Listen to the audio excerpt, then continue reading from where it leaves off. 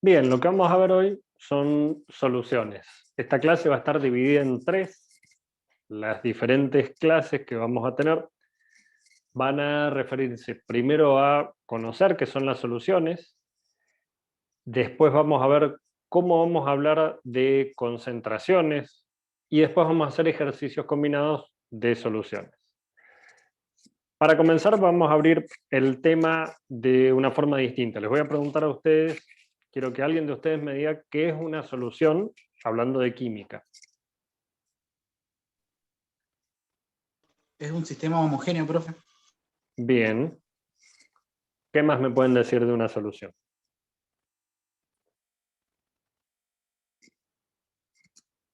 Combinación de dos sustancias. De El do- producto Contiene de un dos soluto y un sustancias. solvente. Bien, es una combinación de dos o más sustancias, contiene soluto solvente. ¿En qué estado físico están? Líquido. Líquido. Generalmente, sobre todo las que nosotros vamos a estudiar mayormente, vamos a ver que están en estado líquido o en estado acuoso. Pero vamos a ver que puede haber otros estados de agregación para las diferentes soluciones. Como dijeron recién, una solución es una mezcla homogénea de dos o más sustancias. Al menos necesitamos dos, pero pueden ser muchas más. Dentro de esas sustancias las podemos clasificar en dos grandes grupos. Por un lado va a estar el soluto, que es la sustancia que se va a disolver, dispersar o solubilizar, y siempre va a estar en menor proporción. Cuando estamos diciendo disolver, dispersar o solubilizar, ahí estamos dando a entender que puede haber otros estados de agregación en las soluciones. Como dijimos también, en una solución puede haber varios solutos. En las soluciones del cuerpo humano, por ejemplo, tenemos muchos solutos a la vez. Y las características de esas soluciones, como el color, el olor, el sabor y la conductividad eléctrica, por ejemplo, van a darse o van a venir dadas por el soluto, por la naturaleza del soluto. Y además es quien le da el nombre a la solución. Nosotros cuando tenemos una solución de cloruro de sodio disuelto en agua, hablamos de una solución de cloruro de sodio. Por el otro lado tenemos al solvente. El solvente es la sustancia que va a disolver o dispersar al soluto y generalmente está en mayor proporción. Según las características moleculares de esos solventes, pueden ser polares, como el agua, el etanol, el amoníaco, o no polares, como el benceno o el éter. En esas soluciones líquidas, que son las que más vamos a estudiar, como dijimos previamente, el solvente universal es el agua. Ya vamos a ver por qué tiene esa característica de ser el solvente universal.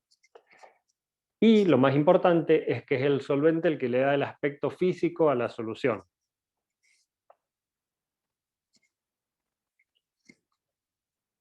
En esta tabla nosotros podemos ver el estado del disolvente, el estado del soluto y el estado de la disolución. Nosotros habíamos dicho que las soluciones que mejor conocíamos eran las líquidas, pero también vamos a tener soluciones gaseosas o soluciones sólidas. Si el solvente y el soluto son sólidos, por ejemplo la plata en oro, el estado de esa disolución va a ser un sólido. Lo que sí, como habíamos dicho antes, el estado de agregación de las disoluciones va a depender del estado de agregación del disolvente. Si el disolvente es líquido, la solución es líquida. Si el disolvente es un gas, la solución es gaseosa.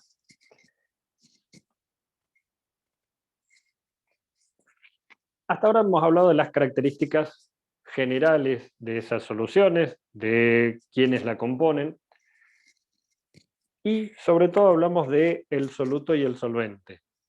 Una relación entre las cantidades de soluto y de solvente nos va a hablar de soluciones clasificadas según esa capacidad de disolver al soluto. Vamos a tener soluciones saturadas, no saturadas o insaturadas y sobresaturadas.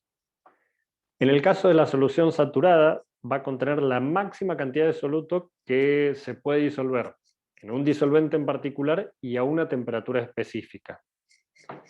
La no saturada contiene menos cantidad de ese soluto que se puede disolver en esas condiciones. La sobresaturada contiene más soluto del que se puede disolver en una solución saturada. En general son poco estables y se forman cristales, por eso tenemos abajo el proceso de cristalización, que es cuando el exceso de soluto disuelto se separa de la disolución y forma cristales. Para preparar, por ejemplo, una solución sobresaturada, sí. Entonces, ¿la cristalización viene adentro de la solución sobresaturada o es otra parte? No, la cristalización es un proceso, no es que venga adentro. Es lo que le sucede a una solución sobresaturada cuando se desestabiliza. El ejemplo más clásico es, para una solución sobresaturada, es decir, que tenga mayor cantidad de soluto que de solvente, del soluto que puede disolver el disolvente, el ejemplo típico es uno cotidiano. Por ejemplo, cuando ustedes están haciendo un almíbar. Para hacer el almíbar hay que poner azúcar en agua. Si ustedes ponen azúcar en agua, se va a disolver. Si ponen mucho azúcar en agua, se va a disolver una parte y el resto no se disuelve, queda como sólido. Para poder hacer el almíbar, lo que hay que hacer es calentar la solución. A medida que vamos calentando la solución, se va disolviendo mayor cantidad de azúcar. Va a llegar un punto en que va a estar toda el azúcar disuelta en esa solución. Cuando nosotros bajamos la temperatura de ese almíbar, si la bajamos lentamente y con cuidado, va a quedar una solución a 25 grados que va a contener mucho más azúcar que el que podía disolver a esos 25 grados. Si nosotros perturbamos ese equilibrio, por ejemplo, con una varilla de vidrio revolviendo, o si le agregamos una pizca más de azúcar, se produce la cristalización. Es decir, todo ese exceso de azúcar que habíamos disuelto, ahora pasa a formar cristales y se van al fondo del recipiente.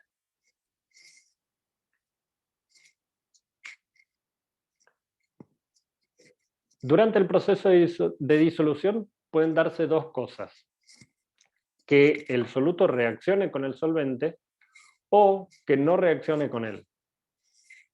Para el caso de que reaccione con el solvente, el caso típico es el del sodio, donde el sodio sólido reacciona con el agua líquida para formar cationes sodio, oxidrilos e hidrógeno gaseoso.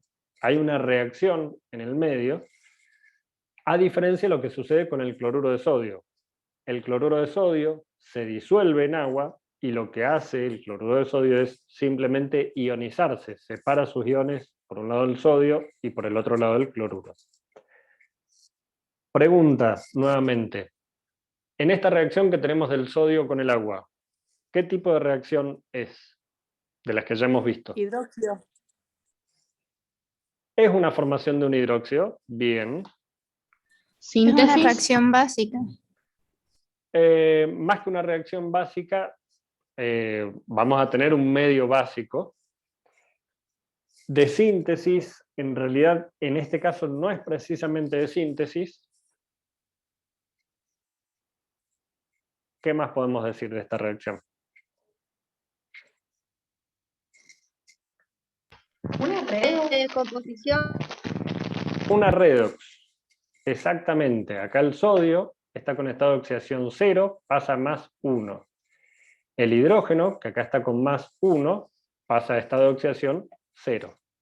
Es un ejemplo más de una reacción redox. Cuando no hay reacción, las fuerzas que van a predominar o las fuerzas que se van a dar van a ser originadas después que se rompieron otras fuerzas de atracción. Es decir, en ese proceso de disolución va a haber fuerzas de atracción entre el soluto y el disolvente. Y esas fuerzas de atracción van a ser similares a las que había previamente entre las partículas de solvente y entre las partículas de soluto. En el caso típico del cloruro de sodio, las atracciones que se van a generar al final, una vez que se disolvió ese cloruro de sodio, son ion dipolo. Es decir, el sodio, el catión sodio y el cloruro van a estar rodeados por moléculas de agua con una atracción entre la carga positiva del sodio y la región donde tiene densidad de carga negativa el agua, y con el cloruro con la región que tiene densidad de carga positiva del agua. Profe, ¿y en ese caso qué tipo de reacción sería? No hay reacción, sino que es una disolución donde se ionizan los componentes del cloruro de sodio. En esa ionización, como dijimos antes, el sodio va a quedar rodeado por moléculas de agua. Dentro de esa molécula de agua es el oxígeno, el que tiene la densidad de carga negativa, el que va a rodear al sodio, y en el cloro es el hidrógeno de la molécula de agua el que va a estar orientado hacia el cloruro. Generalmente hablamos de solvatación cuando el solvente rodea las moléculas del soluto, y en general hablamos de hidratación si el solvente es agua. Esas energías que se originan, como dijimos antes, previamente al proceso de disolución, nosotros teníamos las moléculas de cloruro de sodio y las moléculas de agua interaccionando entre ellas. Para conocer si el proceso va a ser espontáneo o no, es decir, si va a ser favorable energéticamente o no, nosotros tenemos que ver cuáles son las interacciones que rompemos y cuáles son las que se forman. Esas interacciones nosotros las vamos a medir la energía en función de la entalpía, del calor asociado a esos cambios de estado. El primero que vamos a ver es la separación de moléculas del soluto. Como es agua, estas moléculas de soluto están unidas mediante enlaces puente hidrógeno. Tienen un cierto orden para estar en estado líquido, y después ese orden se va a perturbar porque entre las moléculas de agua ahora van a haber intercalados iones. En las moléculas del disolvente, entonces, que teníamos a la derecha, van a separarse y van a desordenarse. En el soluto, nosotros tenemos los iones de cloruro de sodio interaccionando entre ellos, y ahora vamos a tener el cloro por un lado y el sodio por el otro. En el proceso de solvatación vamos a tener esos iones que teníamos separados, que ahora van a estar intercalados con las moléculas del solvente. Y vamos a tener unas fuerzas de interacción nuevas entre el soluto y el disolvente. Sí. No entendí muy bien lo de las moléculas de disolvente. Cuando pasa este proceso de disolución, las moléculas se van a separar. Claro, vos pensá en este dibujo de acá. Por un lado nosotros tenemos al cloruro de sodio que va a interaccionar con las moléculas de agua. Ese cloruro de sodio, en primer lugar, se tiene que ionizar. Estos dos elementos estaban unidos por una unión iónica. Se tienen que separar en sus iones. Por el otro lado, el agua está formando puentes hidrógeno entre ellas. Esas moléculas de agua, como habíamos visto, cada una podía formar 4 puentes de hidrógeno con sus moléculas vecinas.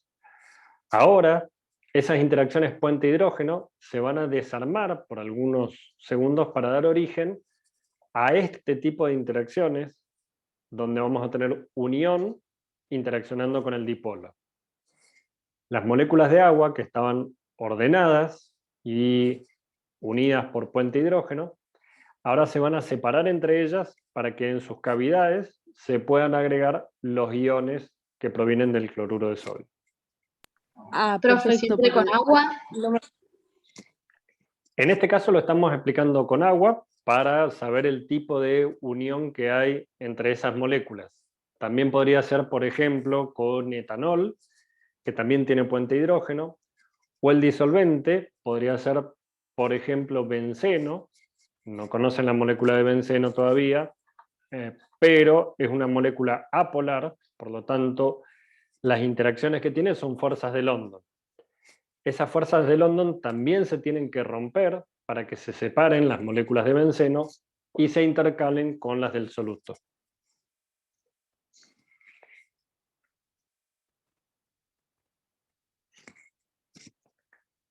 Para calcular Profe, esa fuerza de London es la de dipolo-dipolo inducido. Es lo mismo. No, las de London son de moléculas apolares. Dipolo-dipolo inducido sería, por ejemplo, el agua con el benceno, una polar con una apolar.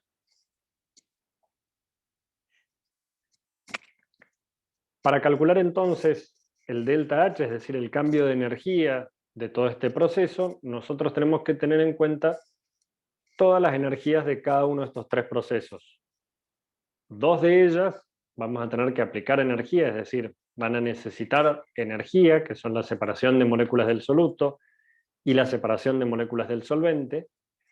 Y por el otro lado, la tercera, que es donde se forman las interacciones entre el soluto y el disolvente, va a ser algo favorable porque va a disminuir esa energía total. En función de estas diferencias de energía, nosotros vamos a poder tener dos casos. El proceso puede ser exotérmico o endotérmico. Nosotros habíamos dicho entonces que para que se pueda dar la solución, primero las partículas del soluto se tienen que separar y las partículas del disolvente se tienen que separar. Esos dos procesos siempre van a necesitar un aporte de energía. Por el otro lado, las partículas de soluto, cuando interaccionan con las de solvente, va a ser un proceso que va a liberar energía.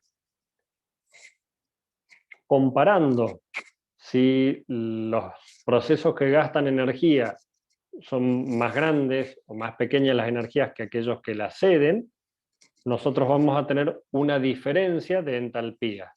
Esa diferencia de entalpía, ese delta H asociado, nos va a decir si el proceso es exotérmico, es decir, si la energía cedida es más grande que aquella absorbida, o endotérmico, si las energías absorbidas son más grandes que la cedida. Cuando hablamos de exotérmico y endotérmico, y nosotros lo hacemos en el laboratorio, vamos a ver que en los exotérmicos, al liberarse energía en forma de calor, el recipiente donde está ocurriendo la disolución se va a calentar. En el caso de las endotérmicas, de los procesos endotérmicos, lo que sucede es que el recipiente en el cual están ocurriendo se enfría. Y no es que se enfríe porque libere frío, sino que se enfría porque toma energía de los alrededores, toma el calor de los alrededores. Profe, ¿puede volver a repetir cuándo era exotérmico? Sí, Era cuando la energía era... A ver. Acá lo tenemos de vuelta. Con un gráfico para ver cuáles son los procesos que gastan energía y cuáles son los procesos que ceden energía. Los que gastan energía, es decir, yo necesito aplicarle energía para separar las moléculas. Esas moléculas antes estaban interaccionando entre ellas y ahora tienen que dejar de interaccionar entre ellas. Por lo tanto, yo tengo que aplicarle algún tipo de energía para separarlas. En el caso de la separación de las moléculas de soluto, se gasta energía. En la separación de las moléculas del disolvente se gasta energía. Y después, cuando comienzan a interaccionar entre ellas, eso libera energía. Lo que yo tengo que hacer para conocer si el proceso es exotérmico o endotérmico es sumar los tres cambios de energía asociados. O sea, profe, que el resultado que te dé esa disolución vendría siendo exotérmico. En esta en particular que tenemos en el gráfico, claro, es exotérmico. ¿Por qué? Porque estos que son positivos, es decir, que le tenemos que agregar energía, sumados, son más chicos que el proceso de donde el soluto comienza a interaccionar con el solvente. Esta energía es mayor, por lo tanto el sistema, una vez que se haya producido la disolución, va a liberar esa energía que le sobraba. El proceso Profe, entonces, sí, en el caso del ejemplo del cloruro de sodio, por ejemplo, ¿cuáles son los dos delta, el delta 1 y 2, que te dan el 3? bien, en realidad el delta 1, 2 y el 3 son el que te dan el total. El delta H1, la separación de las moléculas de soluto, vos iniciás la disolución con el cloruro y el sodio unidos entre ellos. Se tienen que separar el sodio del cloruro, es decir, tenés que romper una interacción iónica entre dos iones, que son el cloruro y el sodio. Ese es tu delta H1. En el 2, si estás haciendo este proceso en agua, todas las moléculas de agua del solvente están interaccionando entre ellas con puente hidrógeno. Vos tenés que separar ese puente hidrógeno aplicando la energía, tenés que romper interacciones puente hidrógeno. Cuando ya tenés las moléculas de agua por un lado separadas, los iones sodio y los iones cloruro, entre ellos empiezan a interaccionar. Se va a dar una interacción del tipo ion-dipolo. El ion va a ser ya sea el cloruro o el catión sodio, y el dipolo es el agua. Esa interacción es favorable, por lo tanto, va a ceder la energía al medio ambiente, o al ambiente que la rodea. Esos son los tres parámetros que vos tenés que analizar. Cuando vos sumás esos tres, es lo que te va a decir si el proceso es endotérmico o exotérmico. Para romper interacciones, siempre tenés que aplicar energía. Cuando se forman interacciones, eso va a ceder energía. Profe, ¿y se forma debido a la atracción de los iones de dipolo? Claro. Si nosotros... Profe, Sí. esos valores están tabulados, ¿cierto? Todos esos valores están tabulados y nosotros en el segundo semestre, cuando estemos en Química General 2, vamos a hacer cálculos para saber si las reacciones son exotérmicas o endotérmicas. Vamos a ver reacciones no solo de disolución, sino que reacciones químicas o procesos físicos, y vamos a calcular sus energías asociadas. Ya en materias más avanzadas, como las químicas biológicas, por ejemplo, vamos a ver cómo funcionan ese tipo de reacciones en el cuerpo humano, de aquellas que son exotérmicas o endotérmicas, o endergónicas y exergónicas, y cómo se van acoplando entre ellas para que se puedan dar en el organismo. En el caso 2, en los casos donde el proceso es endotérmico, nosotros vamos a tener los mismos procesos que habíamos visto antes, con la diferencia que ahora el delta H3, es decir, el de las interacciones que se forman, es menor que la suma de las interacciones que se rompen. Si es menor, entonces la sumatoria de esos 3 delta H me va a dar un delta H de formación de solución positivo. Si es positivo, quiere decir que yo le tengo que agregar energía, tengo que aportar energía para que ese proceso suceda.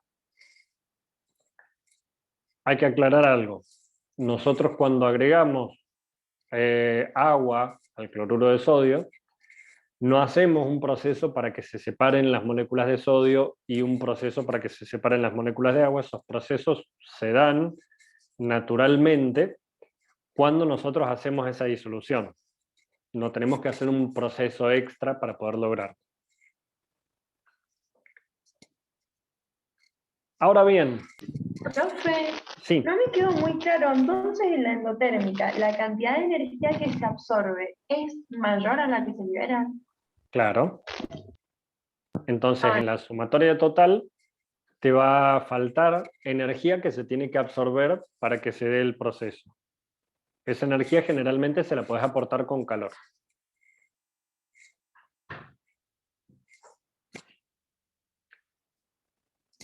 Dentro de los procesos termodinámicos, nosotros vamos a tener otra energía asociada, no solamente la entalpía. Vamos a tener además la entropía. La entropía nos habla de el grado de desorden que tienen estas soluciones.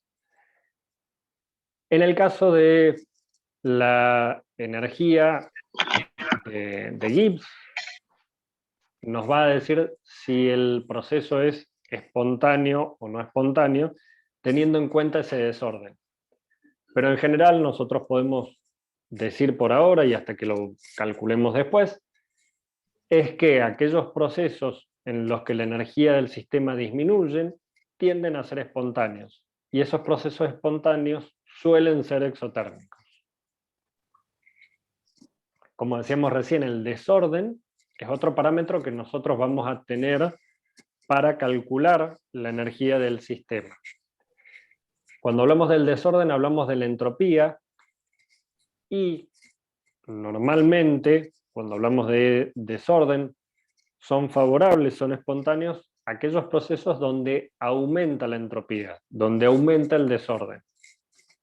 Cuando nosotros tenemos dos soluciones y las mezclamos, aumenta el desorden, porque antes teníamos las moléculas de la solución celeste por un lado, interaccionando entre ellas con las de la solución rosada por el otro.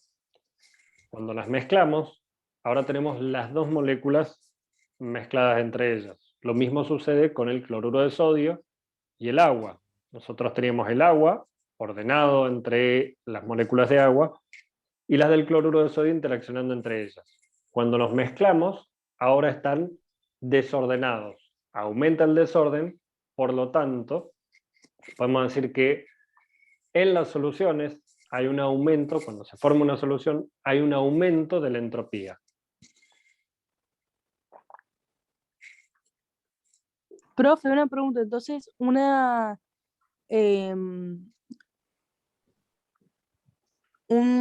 resumen rápido de la diferencia entre entropía y entalpía. Entalpía puede ser. Bien, entalpía nos habla de el calor asociado a esas reacciones. Eso nos va a dar una idea de las energías iniciales y finales de los productos, la diferencia entre energías iniciales y finales de ya sea una reacción o un proceso como el que vimos recién, de disolución.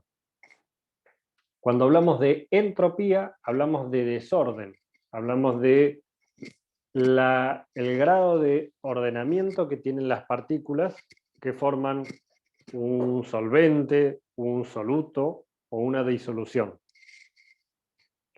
Una nos habla del desorden, que es la entropía, y la entalpía nos habla de el calor asociado a esos procesos.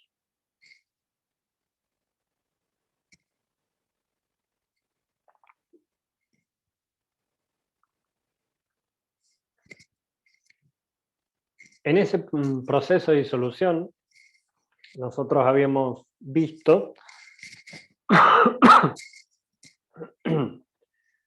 que había atracciones entre soluto y soluto y solvente, y atracciones entre el soluto y el solvente. Si las atracciones de el soluto y el solvente y solvente son débiles, es decir, las energías que van a estar asociadas a esos procesos son pequeñas, y la atracción con el solvente es alta, la del soluto y el solvente, esas diferencias de energía van a favorecer la solubilidad. Cuando hablamos de solubilidad, vamos a retomar un concepto que habíamos visto antes. La solubilidad es una medida de la cantidad de soluto que se disuelve en cierto solvente a una temperatura específica. Se puede plantear un equilibrio donde el soluto y el disolvente pasan a formar parte de la disolución. Ese proceso es el de disolución, donde se disuelve el soluto en el disolvente. El proceso inverso es la cristalización, cuando desde la disolución se forman los cristales de soluto nuevamente y se separan del disolvente. Cuando nosotros tenemos una solución saturada, vamos a tener un equilibrio entre el soluto no disuelto y la disolución. La cantidad necesaria de soluto que yo necesito para poder hacer una solución saturada es lo que se conoce como solubilidad de ese soluto. Nuevamente, va a depender de muchos factores que vamos a ver a continuación, pero principalmente va a depender de la naturaleza del soluto y del solvente. Si nosotros disolvemos menos soluto del necesario para formar esa solución saturada, la solución está insaturada o no saturada.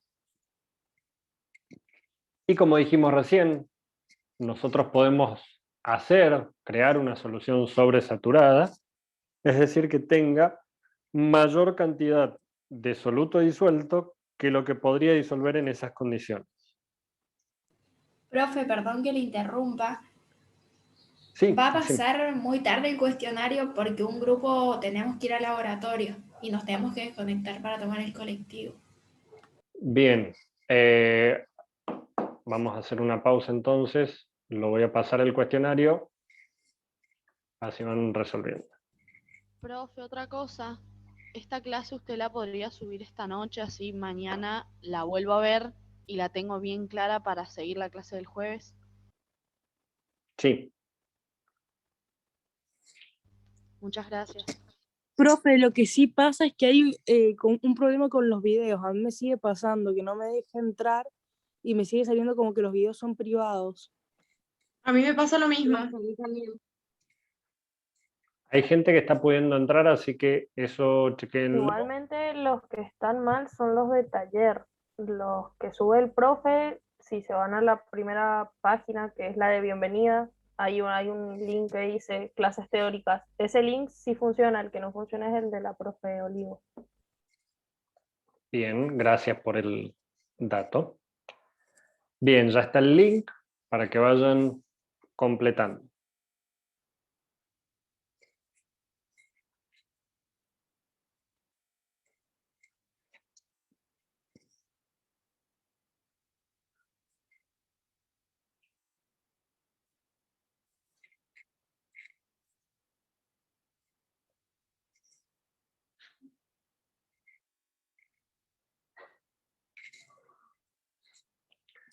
Bien, vamos a ver entonces ahora los factores que afectan la solubilidad. La naturaleza del soluto y del disolvente van a ser los principales y los que van a ser invariables. Después nosotros podemos variar la temperatura y la presión en las cuales vamos a trabajar. Cuando hablamos de la naturaleza del soluto y del disolvente, la disolución más típica que nosotros analizamos es la de sólidos en líquidos. Y va a estar dado por dos factores muy importantes: la naturaleza de las partículas del soluto y las del líquido.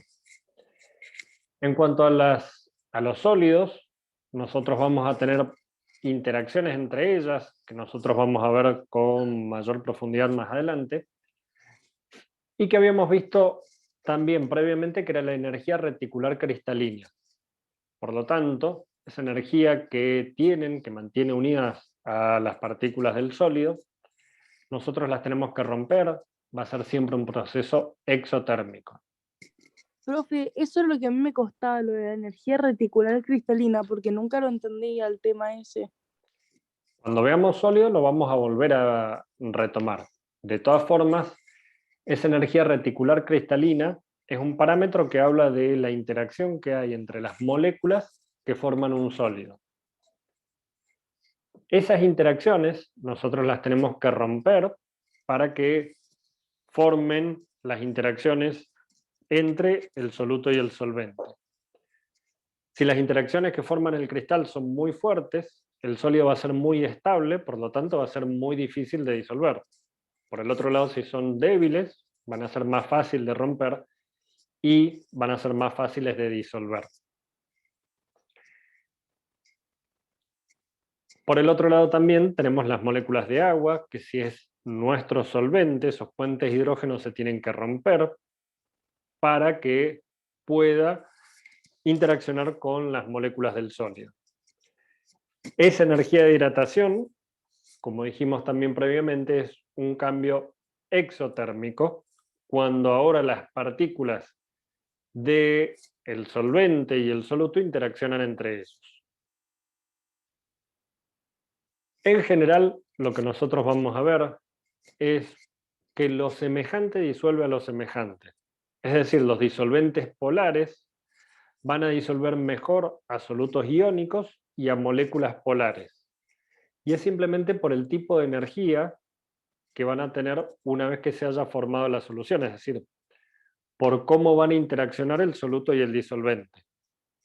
Cuando nosotros tengamos la solución formada, los solventes polares van a interaccionar con las cargas positivas o negativas, orientando ese dipolo, de la manera que aumenten las atracciones.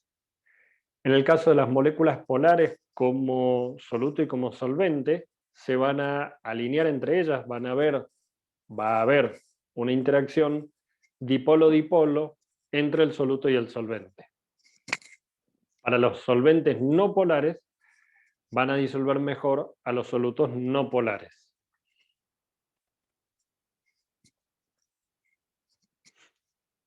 En ese caso, nosotros también podemos hablar de la relación entre la energía de hidratación y la energía reticular, y vamos a ver que se oponen entre sí. Si la energía de hidratación es muy exotérmica y la energía reticular es baja, la disolución va a ser muy favorable. Si la energía de hidratación y la energía reticular son de la misma magnitud, el proceso va a ser ligeramente endotérmico, es decir, vamos a necesitar un poco de energía del ambiente para que esa disolución funcione. Acá tenemos dos ejemplos que... Sí. ¿Puede volver a la página anterior? Sí.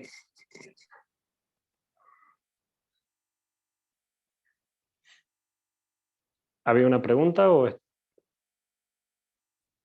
Listo, ya está.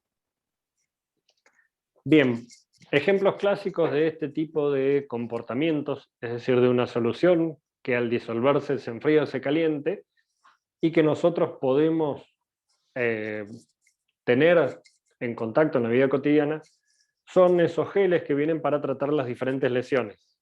Vamos a tener algunos geles que al formarse la solución se calienta la bolsa que nos está rodeando la lesión, y en otras que se enfrían. Cuando se disuelve el sulfato de magnesio dentro de la preparación que nosotros tenemos, se va a calentar ese recipiente, en este caso lo que es la bolsa de plástico que está rodeando nuestra lesión.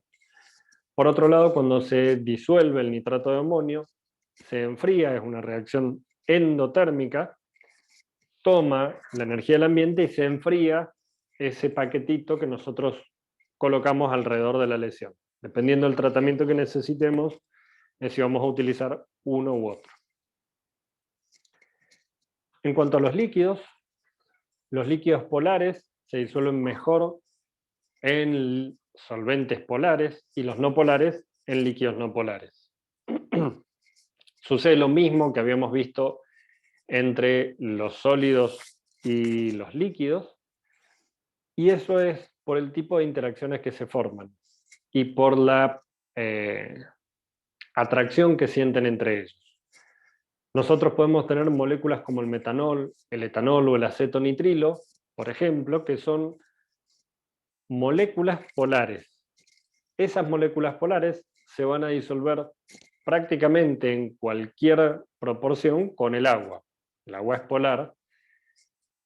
En ese tipo de moléculas ese tipo de relaciones entre el soluto y el solvente, que se disuelven en cualquier proporción, se dice que son miscibles. Los que no se disuelven el uno con el otro son inmiscibles. El etanol, como dijimos recién, es una molécula polar, se puede disolver en cualquier concentración, en cualquier proporción, en agua.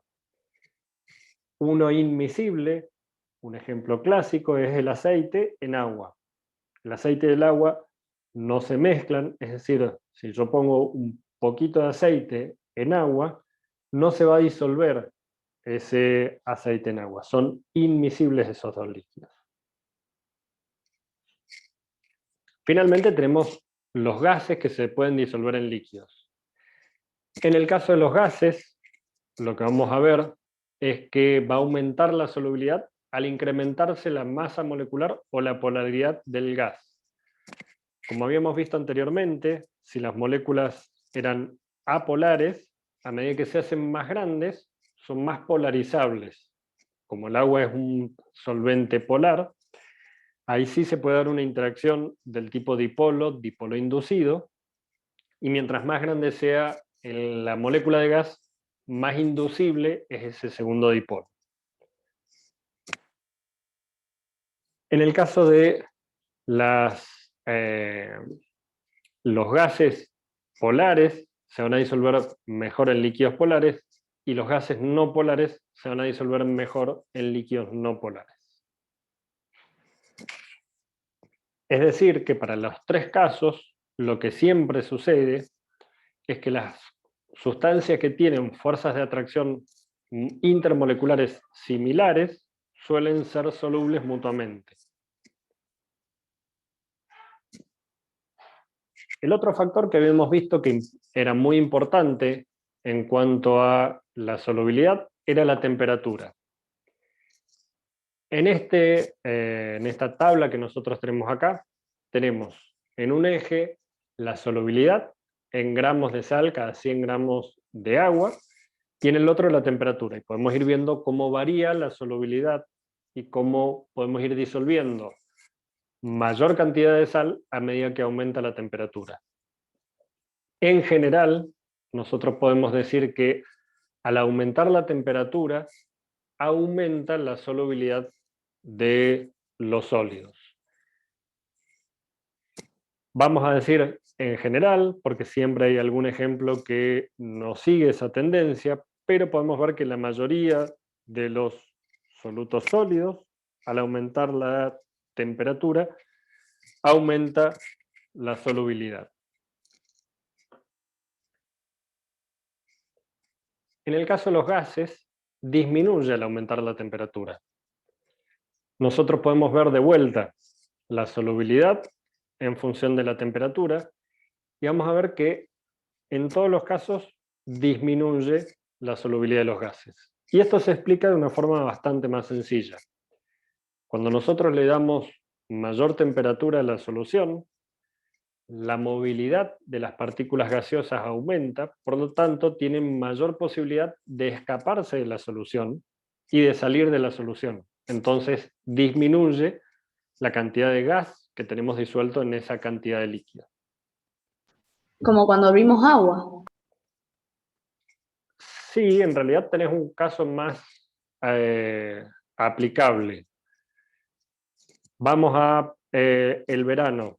Tenés una gaseosa, la gaseosa está bien fría, recién sacada de la heladera. Cuando la abrís, se desprenden algunas burbujas. ¿Qué pasa si esa misma gaseosa la dejaste en el auto el 8 de enero a las 3 de la tarde y quedó al sol? Cuando vos vas a abrir esa gaseosa, todas las burbujas salen rápidamente. En ese caso, además, las burbujas van a arrastrar una parte del líquido. Pero básicamente lo que sucedió es que la solubilidad de los gases que vos tenías en esa gaseosa ha disminuido cuando aumentó la temperatura.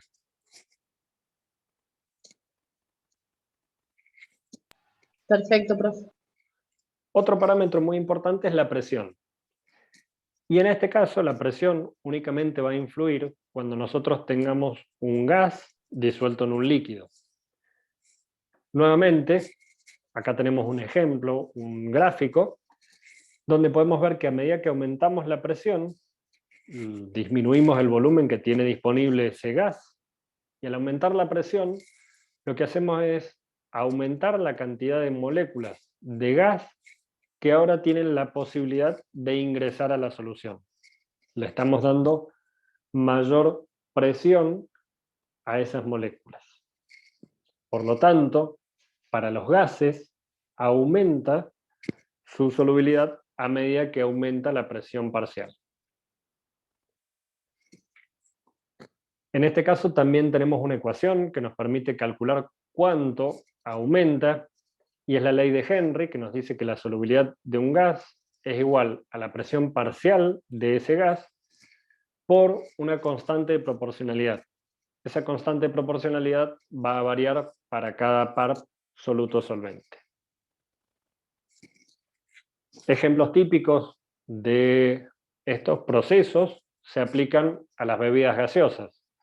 Las bebidas gaseosas, ustedes han visto que mientras están en el recipiente que las contiene, prácticamente no se ven burbujas. Y esto es porque cuando las envasan,